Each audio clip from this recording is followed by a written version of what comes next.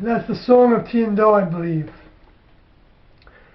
They didn't say that, but they gave us. That's the one song that they gave us, that Tiendo gave us, and before she left. And it goes like this.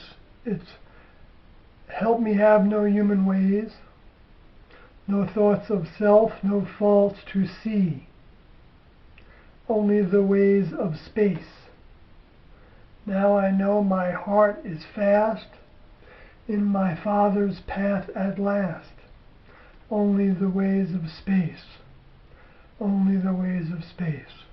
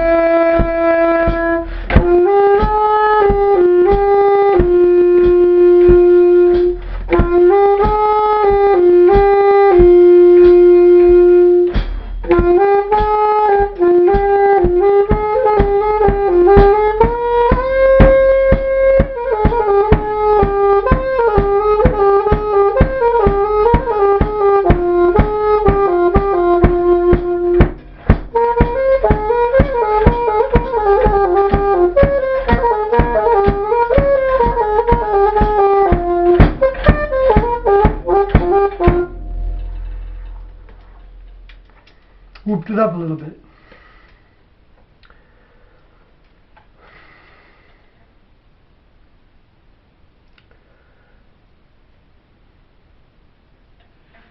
Just going to give a little background on where that song came from. Seems like we need some background these days on a lot of things. Before I get into that,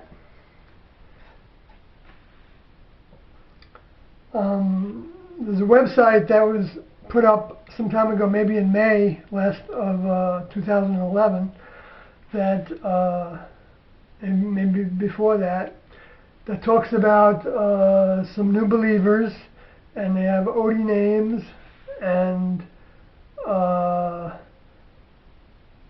none of them are. One is MRK ODY. I don't know if that's a way of saying MRC ODY, like a disguised name, so that I don't know why.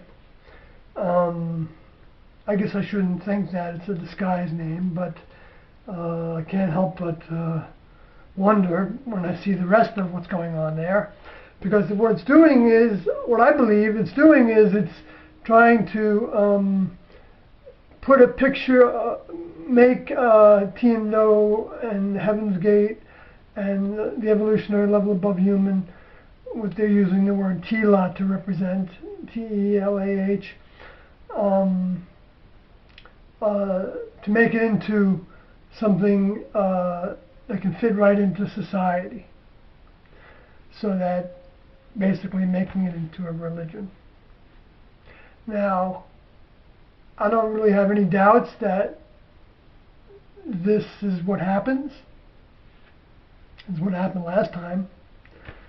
I don't know why it would be any different now, because this is the last ditch effort that Luciferian space aliens have to morph the truth into something that can be made mundane and take for granted, like the name Jehovah or God. How better can you do it by taking away the very words that were the names of the individuals that were relating with people. Like Jehovah means existing one. When they asked what his name was, he said, I am. That's the existing one. I am. And so when we talk about I am,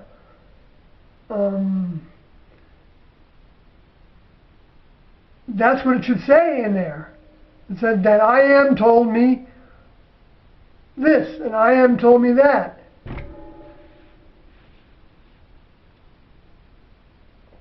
If that's the name he gave, it's like saying that, changing Jesus into something else. Well, they do, into Christ.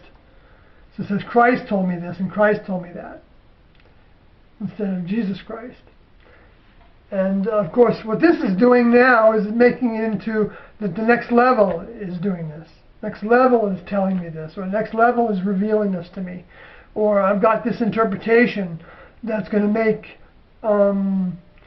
what the next level brought into something more digestible or palatable to the family. When the human family to the next level is it's mammalian. So it's not bad, it's just they don't do that anymore.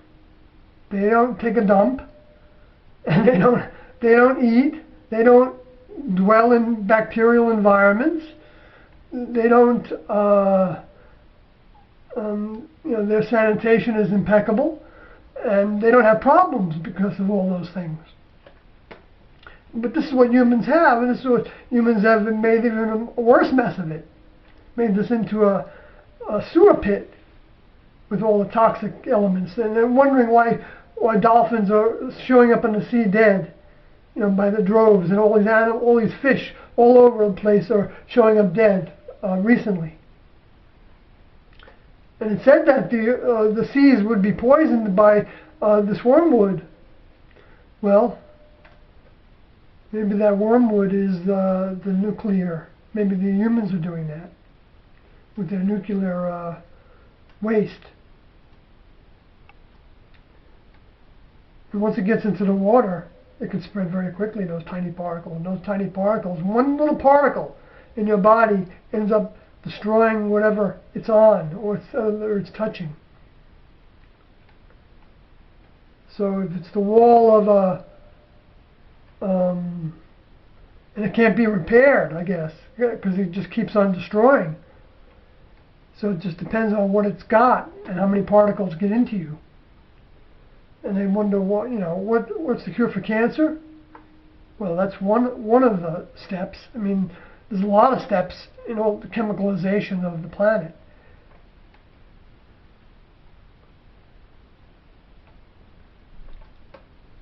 But I didn't mean to get into a dissertation about the health of our vehicles, but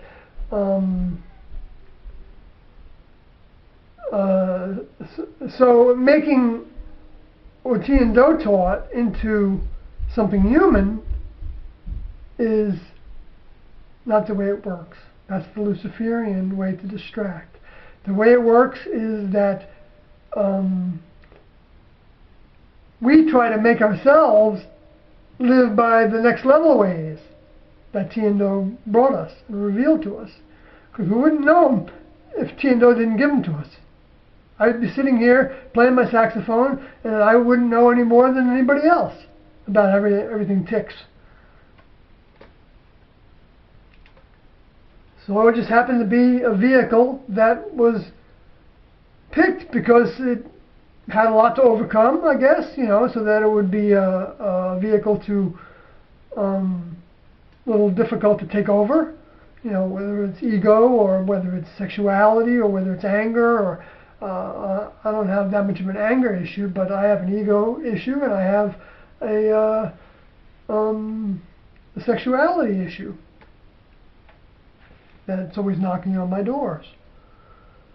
And but taking the OD names, I want to make sure this is very clear because Rio got this wrong too in his book.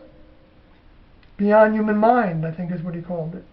I like that book, by the way, for the fact that that's the only place we learned about the visit they got from members of the next level. Physically seen by people that woke up and then dreamed by some, like Rio. Doe said actually that he woke up and saw it and was told to go back to sleep, so he remembers it as a dream. So, but when we're talking about the ODY names, just to be straight, those were actual, I believe, I could be wrong. No, I don't think I'm wrong about this because I was there, and you know, I can't deny that this is what took place. Those names were assigned to individuals after the 19 were separated from the bigger group of what was, I think at that point it was only in like the high 40s, maybe. I seem to remember that there were approximately 12 members per group, because it went up to, it was like, well, before we got the ODY names, we also got, right after that, or maybe that's what I'm thinking of. I'm thinking of, we got the ODY names first, I think. No, now I'm getting mixed up on the order of things, but we were given initials.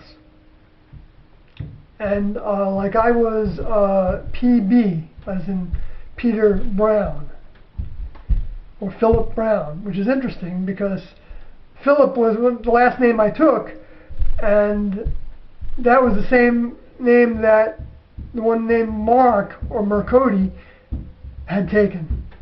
So he was Philip, and I was Philip Brown for a while. I don't know where the Brown came from. But then I got assigned, T&O organized us into star clusters. And it was Procyon was the star cluster that I was associated with. And so there was Procyon 1, 2, 3, 4, 5, 6, 7, 8, 9, A, B, C, D, E. So that's 15. Okay, so there were 15 Procyons. And then there was Altair, which Mercody was an Altair. I don't know why I'm bringing up him, but I guess since I made that comparison, he was an Altair. And there was A1, 2, 3, 4, 5, 6, 7. There was an AE too. So was there AF? There was an AF, and there was a PF also, because that was Dan Sodi. And there was an AF. I think so too. Although AE might have been Echody, who left the group and then died. Dan Sodi left the group and died since, and his vehicle. And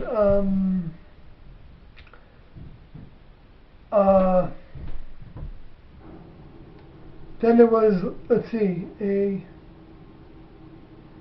there was Sirius. So it was Sirius 1, 2, 3, 4, 5, 6, 7, 8, 9, 10, 8, 9, SA, SB, SC,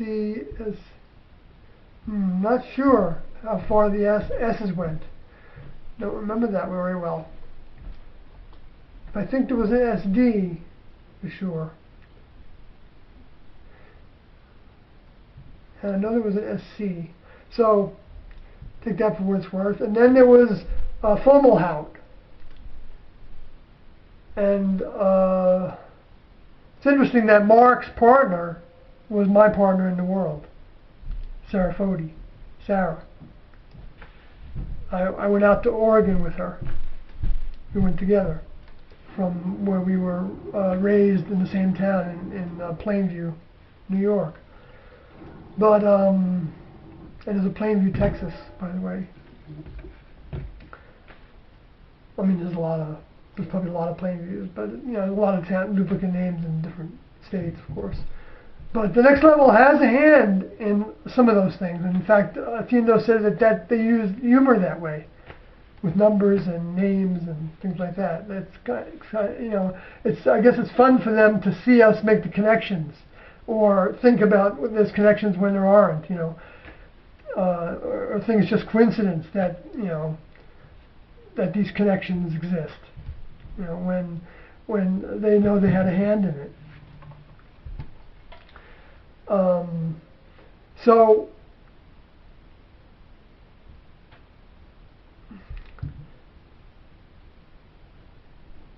that would put the numbers at about probably close to 60. So I think the ODs were less. So I think we got assigned OD names later. And what happened was they came to us, T&O came to us both, most of the time always did, 99% of the time, and told us that the next level was adopting us. And that they were going to give us, they gave us the name that was ODY, and we took our existing names that we had, like whether it was Philip, because we still had those names, or actually I was named Sawyer at that point, and because Doe changed my name from Philip to Sawyer so that Mark and I, Mercody and I wouldn't have the same name.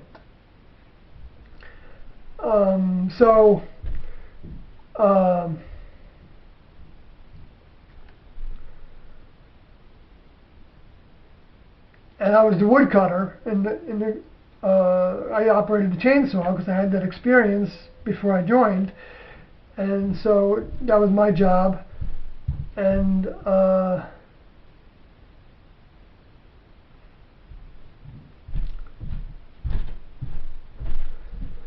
anyway,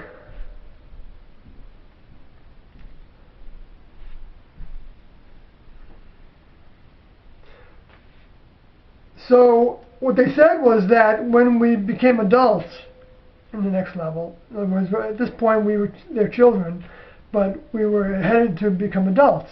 And that would become a butterfly, and that would be a graduation, the harvest.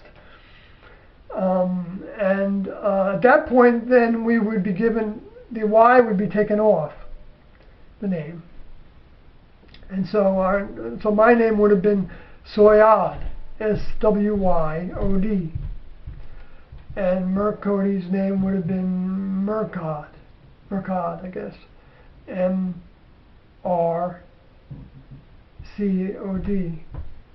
I forgot where he got Merc, but he must have changed his name to Mercury or something. I don't know. I don't remember that. Or Mark. Maybe it was Mark. M-R-K, Mark Odie. Oh, I see. Huh, interesting that he's spelling it that way. If it's him.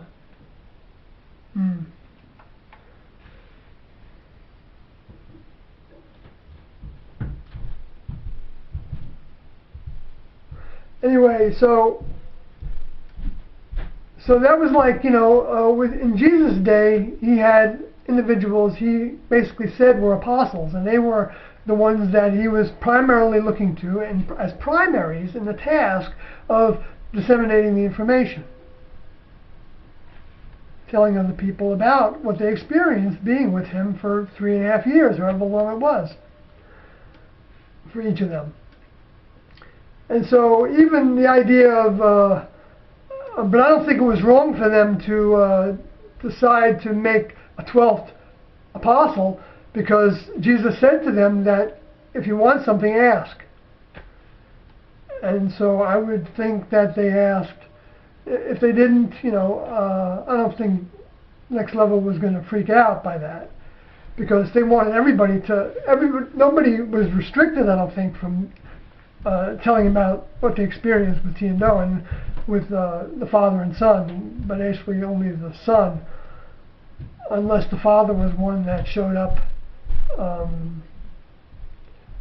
in their Next Level vehicle on what they call the Transfiguration Mount, or whether that was two, I don't know who that would be.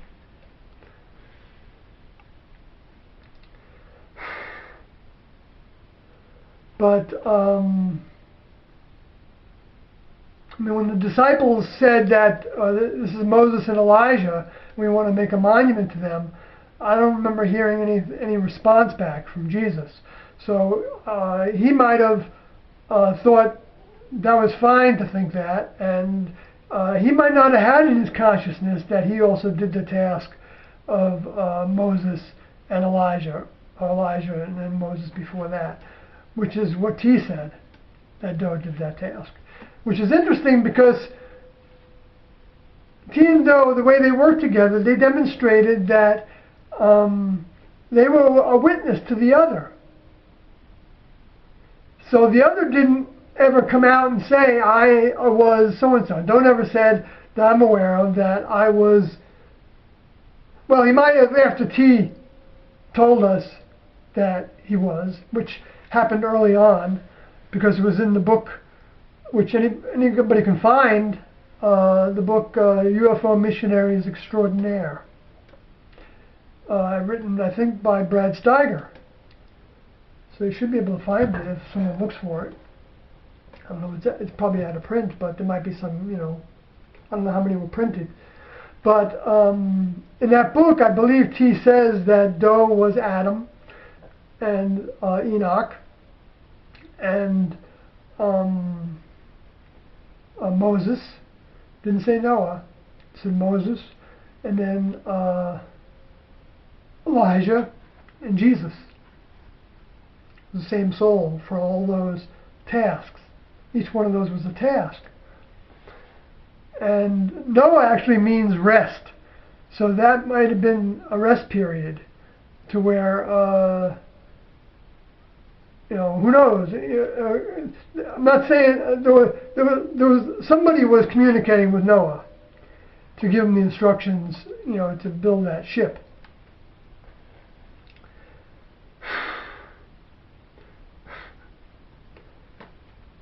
And I don't know why that everything has to be, one of the Luciferian tactics is to make everything figurative and metaphorical and spiritual, right? Everything etheric, everything imaginary, everything mythological. So they certainly have done a good job at that, and that's why there's probably more atheists.